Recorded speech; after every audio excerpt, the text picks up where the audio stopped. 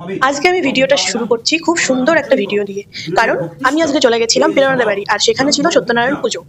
আর ঠিক সেই জন্যই সকাল সকাল আমি ঘুম থেকে উঠে রেডি হয়ে নিচ্ছিলাম ডিউটির জন্য, কারণ আমি হাজার চেষ্টা করেও ছুটি পাইনি। তো আমি সারাদিন ডিউটি করেই বিকেলে যাবো ওদের বাড়িতে। এখানে আমি ভোরবেলা ঘুম থেকে উঠে ব্রাশটা হাতে নিয়ে কিছু দেখতে পাচ্ছি না, ঠিক আমার ক্যামেরাটার যে অবস্থা আমার চোখেরও সেই অবস্থা ছিল। সামনে কে আছে না আছে আমি কিছুই দেখতে পাচ্ছিলাম না। কিন্তু এই জায়গাটা সকালবেলা উঠে দেখলেই আমার এত মন ভালো হয়ে যায়, আমার চোখ খুলে যায়। আমি যদি ঘুমেও থাকি তাও আমি সবকিছু দেখতে পাই। তো সেই জায়গাটা দেখে ডিউটি শিউটি করে আমি উঠে গেছিলাম বাসে। আর ডিউটির কোনো কিছু তো আমি শেয়ার করতে পারবো না, সেটা আমি আগেই বলেছি।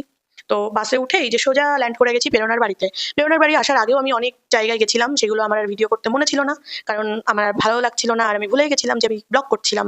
তো সেই জন্য আমি চলে এসে সোজা ফ্রেশ ট্রেশ হয়ে বসে পড়েছি পুজোর কাছে। আর যেহেতু ডিউটি গেছিলাম, উপোস তো আমি করতে পারিনি। এখানে দেখি প্রেরণা মন দিয়ে অঞ্জলি দিচ্ছে। আর ওকে এত মন দিয়ে পুজো করতে দেখে আমার এত হাসি পাচ্ছিল, আমার এত হাসি পাচ্ছিল, আমি তো হেসেই যাচ্ছিলাম। আর বারবার বলছিলাম ক্ষমা করে দিও ভগবান, আমি হাসতে চাচ্ছি না। কিন্তু এই মেয়েটার এত ভক্তি দেখে আমার খুবই হাসি পাচ্ছে। তারপরেই এখানে শুরু হয়ে গেল যজ্ঞের আয়োজন। আর পুজোর সব থেকে বেস্ট পার্ট আমার লাগে যজ্ঞ।